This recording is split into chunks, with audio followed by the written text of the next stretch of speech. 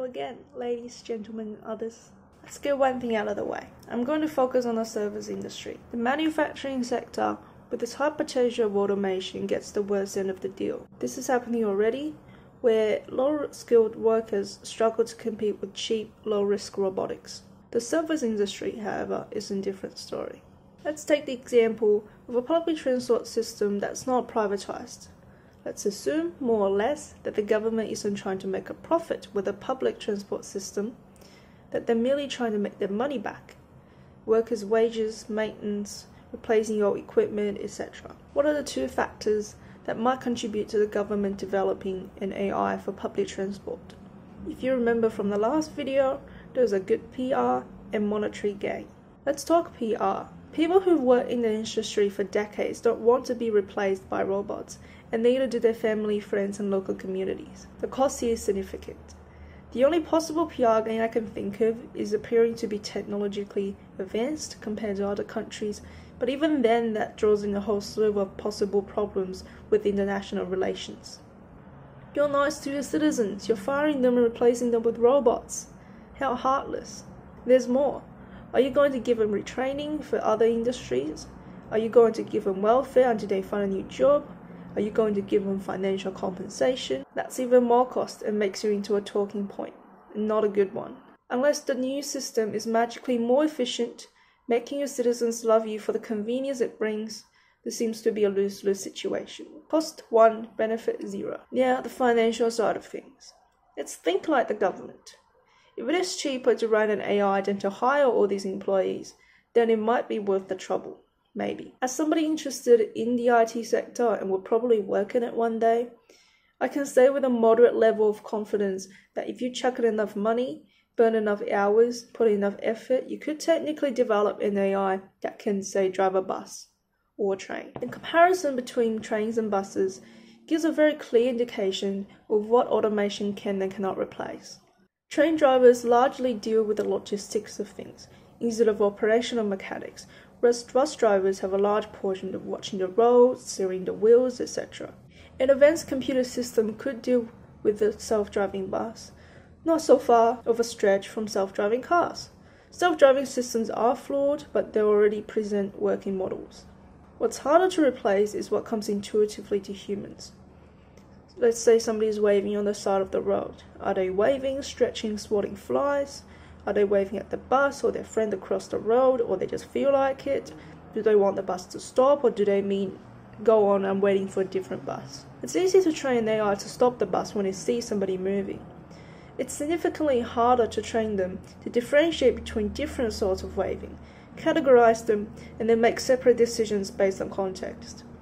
It would take hundreds of hours for a marginal improvement on our basis of stop if you see somebody waving. But these marginal improvements are essential. If the bus stops every time whether a passenger wants to get on or not, everybody on the bus would be late to work and not very happy. The same goes for trains. In Australia, there's almost always somebody to take care of what's happening on the platform when the driver can't. Prams, wheelchairs, saxophones. Let's say somebody's running down the escalator and yelling, "Wait for me." Well, do you wait? Well, is the next train 5 minutes or 2 hours away? If it's 5 minutes, then bad luck, mate, you can be 5 minutes late. If it's 2 hours, then maybe we should wait just to be nice. How would an AI treat this situation? How hard is it for an AI to tell that somebody wants the train to wait? Who knows? But what we have established is that even if it is possible, it will cost a significant amount of big dollar cash money, time, and effort. Now let's talk imaginary cash.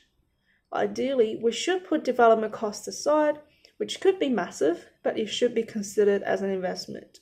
It's the same as expensive new building. It is costly, but it's also more efficient, it's safer, and it has a better layout. So, given that the government could afford a development cost, if the yearly wage of all these workers is significantly higher than the cost of maintenance for the AI, maybe it is worth the money. Note that we're talking a massive difference. If it's not even just a little bit, upsetting a whole system that more or less works is not worth the trouble. I'm not sure on that one.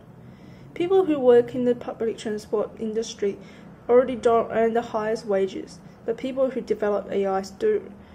It's anybody's guess. I'm just saying that if the numbers are even remotely close, they wouldn't consider changing the current system. A small would own privatized public transport. They have even less of an incentive to consider investing in new technology because they're here to turn profits. A private company would rather everybody get on rubbish-burning trains operated by slaves so that they can have maximum profit. No robots for you. It's cost 2, benefit 0. I think you can probably connect the dots by now. The same problem exists in every system, where strictly logistic rules can be followed by a computer, but things that seem like common sense to humans can't be easily dealt with. Let's say healthcare. A hospital can develop, quite cheaply, a system that locks the beds and utilizes them through algorithms. We're running out of beds, which patient can be discharged, where's the closest bed. But when it comes to more complex problems like delivering bad news or comforting patients, or people making irrational decisions like not following treatment plans, which a computer just cannot comprehend why, then that requires exponential fine-tuning. Let's say retail. Something as simple as selling a prepackaged item is still not replaced by robots. Sure, there are vending machines, but the more subtle indications of humanity are just much more easily understood by other human beings.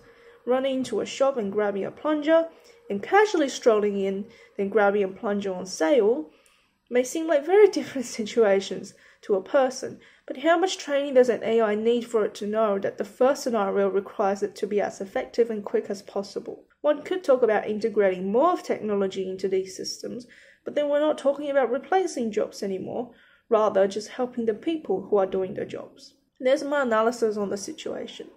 If in the future we develop more humane AIs, then it's no longer about whether they'll take our jobs, it's whether they'll take over us.